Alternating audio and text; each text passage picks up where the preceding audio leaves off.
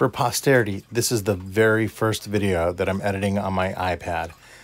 I have this app that I downloaded. It's $12.99 to buy the whole thing. It's called ArtSet. And for any of you guys that mess around on iPads or stuff like that, you probably already know what you're talking about, you know, when it comes to this stuff.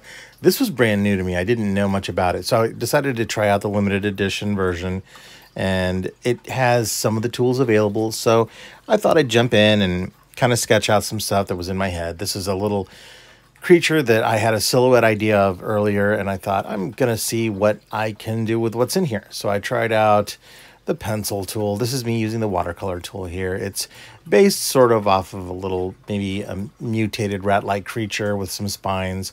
This is pretty normal fare of what I put into my artwork for Artor. I like to design things. This goes all the way back to an interview that I had seen with Doug Chiang, who was the art director for episodes 1, 2, and 3 of Star Wars, if my memory serves me right.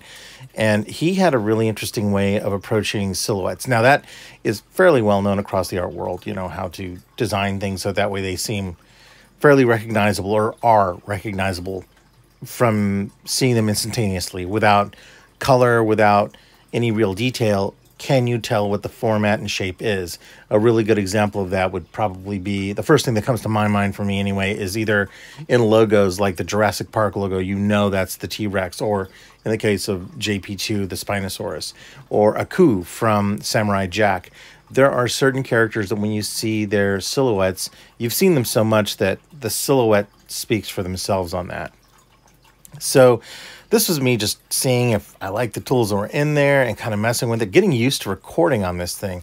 It's really weird because most of the videos that I've ever done that I've uploaded to my YouTube channel have all been drawn on my Cintiq that I got a couple of years ago. And this little sucker's still going, and I love working on it.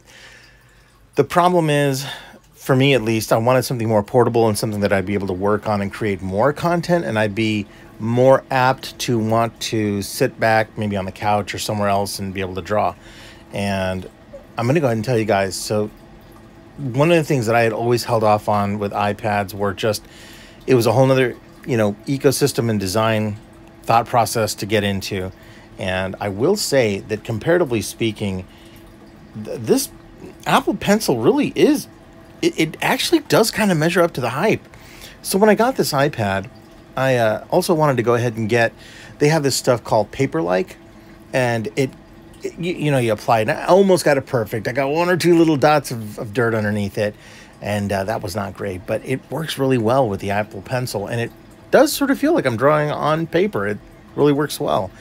And but I was blown away by how much more finesse there is compared to my Cintiq's pen. But I still love how heavy duty my Cintiq has been. So in here, I'm just going through the options. This is the first time I've really used this app, and I was getting used to how certain things layered in there. And unfortunately, most of the really good stuff in here is locked behind the paywall. So the layers, the ability to blend more, to do other things in there, they're all locked down. Now I can select colors, I can select a few of the things, but the stuff I had really planned on messing with, which were like the ink brushes and the ink splatters and stuff, that stuff's still locked down. Now, judging by what you've seen on here, you know, it's pretty good. I liked it. I mean, as far as the execution, not my little drawing, although I do like this guy quite a bit, and I am going to end up adding this design into one of the books, and I have an idea where he's going to go in there. So I've been sneaking little previews of the world of Artor into artwork that I've been uploading here and there.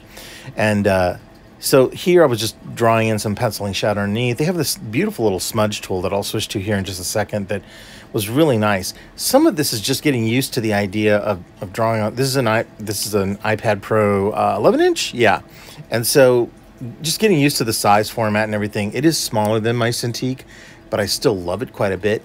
And I got so jealous when I did Icon, the illustrators conference, because there were so many people drawing on these things. I thought, well, it's got to be kind of cool, right? There's got to be something good about this. And I do love doing digital. I just never thought to work on this platform because I didn't have it available for me, you know, to be able to use. So this is officially my first digital drawing on an iPad.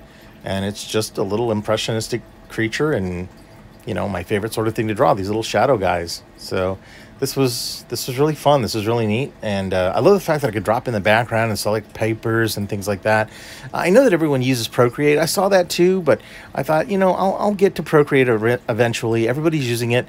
I want to jump into something else and see what there is. I've also got Illustrator and Photoshop loaded on here, so yeah, I'll be experimenting with those eventually. Anyway, guys, thank you so much for watching my very first video of me drawing something on an iPad. This was a blast, and I will be adding way more videos now to my channel. Watch me jinx the fuck out of myself right now for saying that. That's so horrible. I'll catch you guys in my next drawing video.